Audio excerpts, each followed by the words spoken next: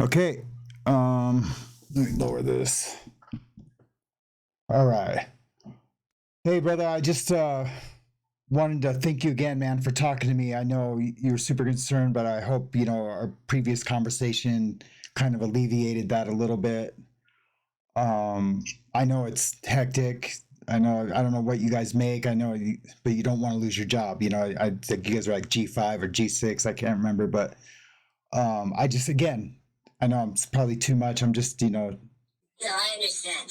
And it is a bit nerve-wracking. One of the reasons being they're tightening up. I've never seen the BOP react to an inmate the way that they are reacting to Sean Combs. They're now, if I try to print off anything, your employee number gets fixed to the top. There's an imprint they put. They're putting all kinds of things in place to make sure we can't do the kind of things we've done in the past. They're very concerned about Sean Combs.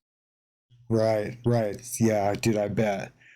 How do you ensure that high profile inmates like him receive the same treatment as the other guys? Because I know how bitchy guys can get. They're, especially in a unit like that, like what you explained. It's smaller than their normal units, so everyone's a little closer. They're all eating together. It's a struggle, especially when the person isn't helping, because Sean Combs is very concerned with Sean Combs. And you probably remember what it's like to be in a unit where there's somebody that just thinks they're more important than the other people in the unit. The food should be different for him. He should be able to have a computer and have access to that. The fact that he can't use more than 300 minutes of phone time, all of these things that he complains about, it affects everyone else, but none of them are doing the complaining. He's going to end up getting crushed. They've had to move several people out of that unit already, Sam, and it's, I don't see anything good happening. They're having a hard time protecting this guy, and I'm not even sure how much he understands that. Right, because they're probably seeing lots of favoritism, or what they even perceive as favoritism. It could be, I already know, it can be as like, oh, you gave him a cop out 5 times, but you told me to wait. It could be something as little as that. And absolutely a fact. Yeah. Or just the other thing, that we have a lot more presence in the unit. There are always staff coming by, checking in, because of the fact that he's in that unit. These guys have to deal with us far more often. Right. They're starting to get really unhappy because as we go in there, we caught someone last week with contraband in there, and they know if Sean Combs isn't in that unit, chances are that person's getting away with what they would be getting with. Right. And I know when we were talking a little bit this morning, you had mentioned that they were thinking about splitting him and Luigi up, but because of resources, because I know resources suck everywhere right now, that they just had to just focus all the resources in that one unit. Yeah, go ahead. The other thing, we are understaffed. Yeah. There are not anywhere close to the proper number of inmates working in here.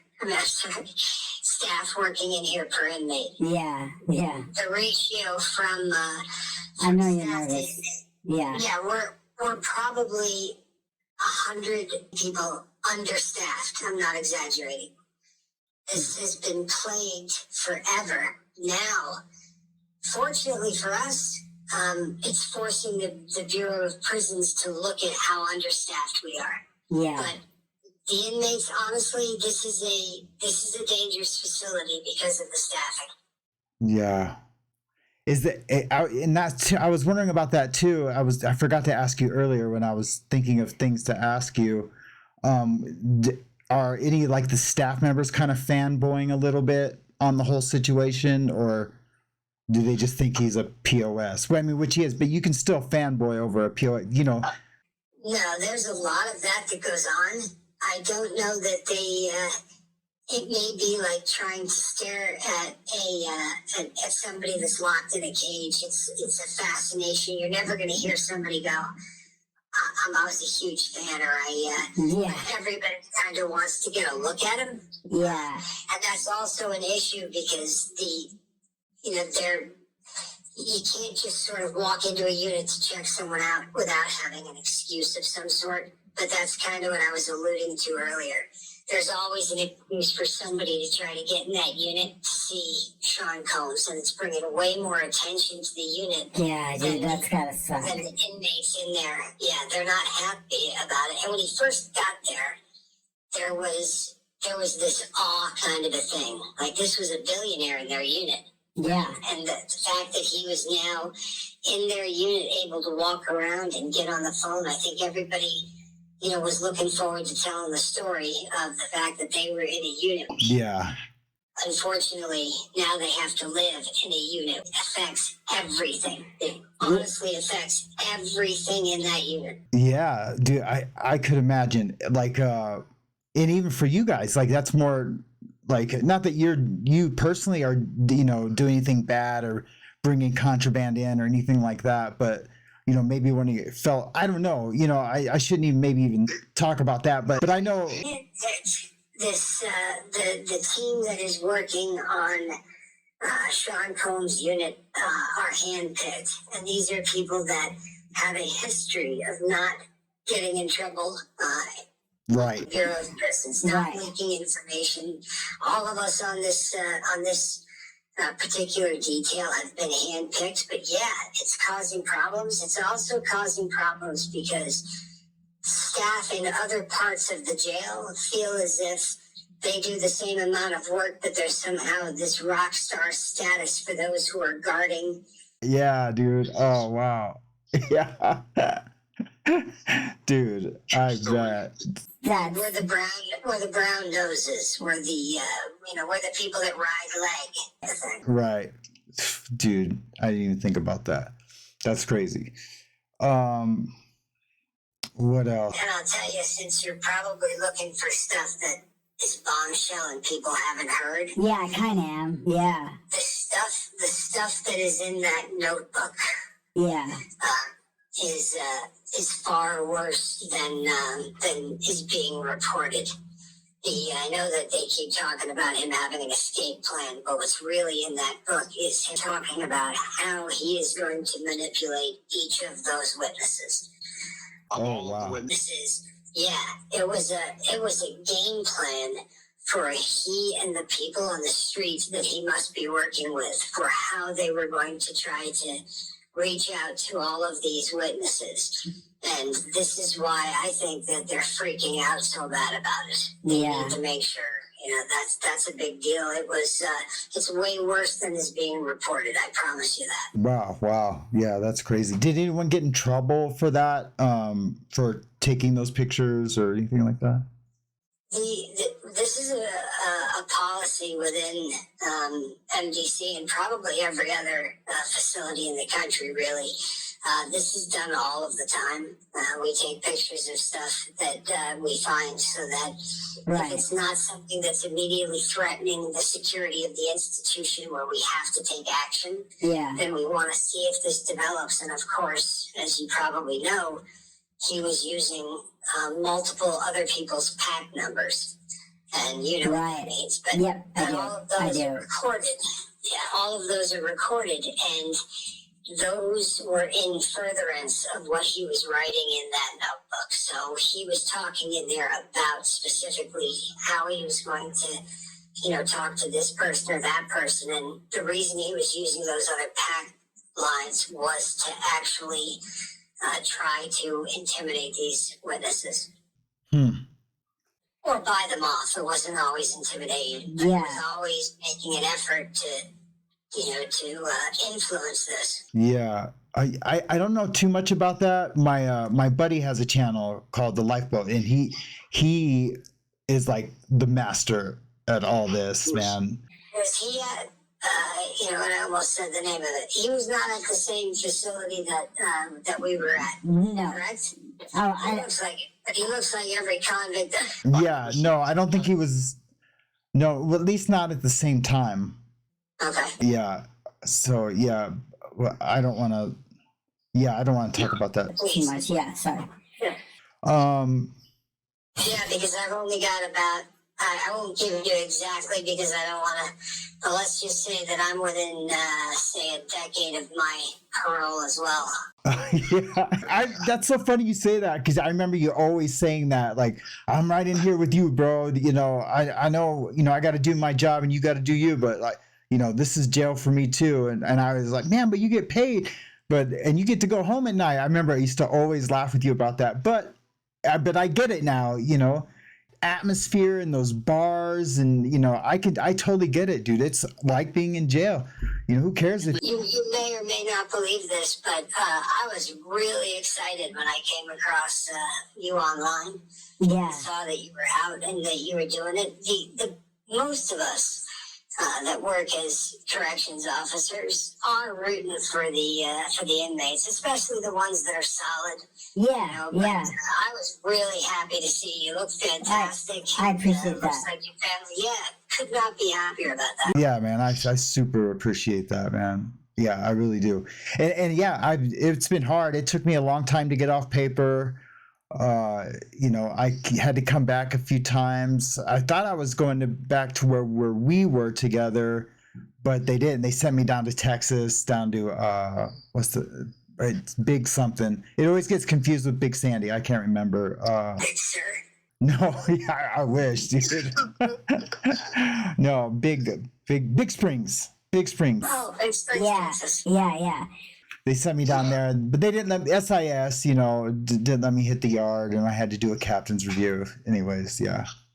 Speaking of SIS, once again, MDC Brooklyn has the SIS team here is probably working harder than any SIS group in the history of prison. I don't think these guys take any time off. Yeah, dude. Did they I know they used to like deputize guys, kind of like, you know, as so to speak, you know, they get a couple officers to work with SIS on investigations. I'm sure they did something like that, or just made new SAS guys. I don't know. And for the As crazy as this may be, I wouldn't be able to tell you.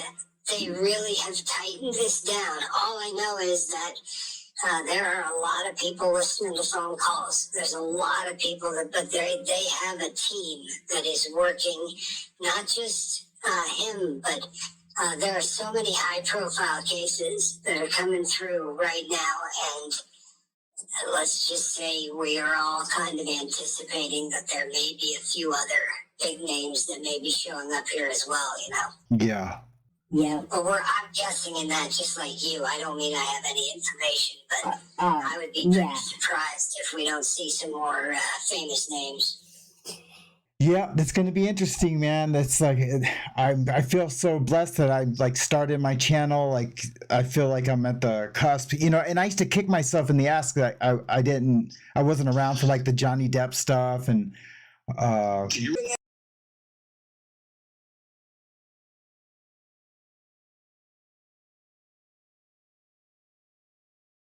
He was there. Oh, no shit. And, Yeah.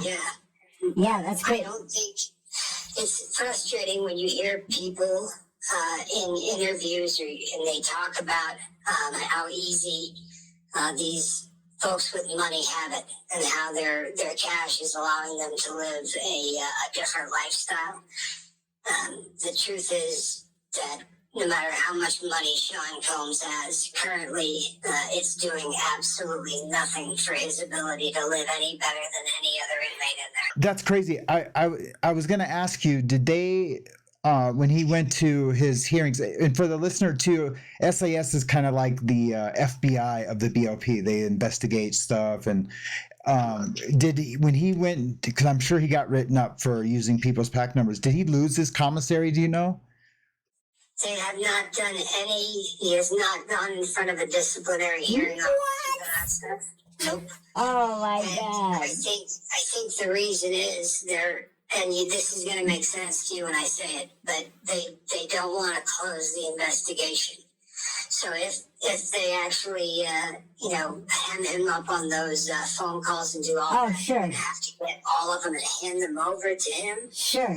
And as of now, it's just an open investigation. I don't think they want his attorneys catching all of the stuff that they've got on those tapes just yet. Right. Okay. Yeah, that totally does make sense. Yeah, once he gets hemmed up and charged and goes in front of a disciplinary hearing, And it's going to be on record.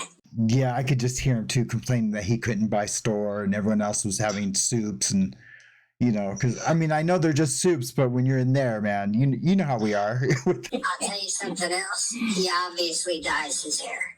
Oh, no shit. That's perfect. He dyes his hair. He has just recently started to actually try to do some working out and some things in the cell, but he's getting gray really fast. Excellent. That's perfect. I can't wait to see that cartoon sketches. Yeah. Because, they'll exaggerate it, Absolutely. That's funny. Absolutely. I wish I was on the transport. You hear a lot of guys talking about that to be able to transport them up to Oh, yeah. that would be a good time. Well, But it's gonna be a circus. Yeah, dude, I bet. I was at Florence when El Chapo got there. I wasn't at the of course the ADX, but I was at the medium, and man, those guys were. I mean, it was crazy, man. It was crazy. I mean, I know. One of two spots I was supposed to get transferred to prior to meeting you, but I went to the other spot that we're not talking about. Yep. That was on my list. Yeah. Yeah. Yard. Yeah, it was cool. It was a little over political for me, but it was a medium, and they were trying to run it like a pen, and you just the wardens aren't going to let that happen. They can try, but they did start splitting up the yard though too, kind of like they're doing at all the USPs. It's North and South Yard. Yeah, north and south yard, or they section it out into 2s or 4s. Yeah, it was getting kind of like that. I don't know, but it must be a mess, man. I can't really think of too much else. I don't want to keep you too much longer, dude, again, thank you so much, man. This is crazy. Well, I hope to be able to give you more info as it happens, because I'm telling you right now, I was talking to my wife, and I was, bringing stuff up, and she said you should reach out to that guy that you used to guard.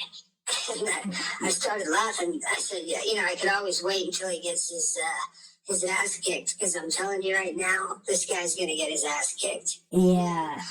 You've done time. When you walk into a unit, they ain't right. Yep. Okay, well, this unit is not right. When you walk in, you know that there's tension in that unit, and it's unhealthy. Someone's gonna end up probably taking a swing at this guy. I think he's got some punches into his face in his future. It just kind of looks that way. Yeah. Well, by you saying what your wife said, by calling you a guard, I guess you didn't marry that one chick that you were. I know you were seeing. What was her name? No. Oh, okay. No, I did not. Yeah. When we go off. Okay. Yeah. Story Yeah. You will not believe. Okay. She got fired. Oh, okay. I bet you I can already tell. That's cool, man. That's funny. All right, man. Well, do you have anything else? Do you want to share, or? Just that, honest to God, I couldn't be happier of all of the people that came through. You get a couple of inmates, a couple of convicts that you remember. And Yeah. coming across and seeing you on a channel with that guy talking I just said, oh my God, that, couldn't be happier that you're out. And I knew you'd be tattooing. You're always dead. Thanks, brother. Yeah. Yeah. And I tattooed a few of you guys too. Yep. now making wine, which is a shocker, right? Yeah, that's right. I don't drink. I drank so much in there. I feel like I lost my privilege to drink out here. I heard you say that. Honestly, it probably sounds, I don't want to be disrespectful in saying this, you know what I mean? Yeah. But I'm proud of you, man. I really am. I think that's awesome. Cool, man. I appreciate You it. take that in the spirit I meant to. Cool, man. Well, I appreciate you, brother.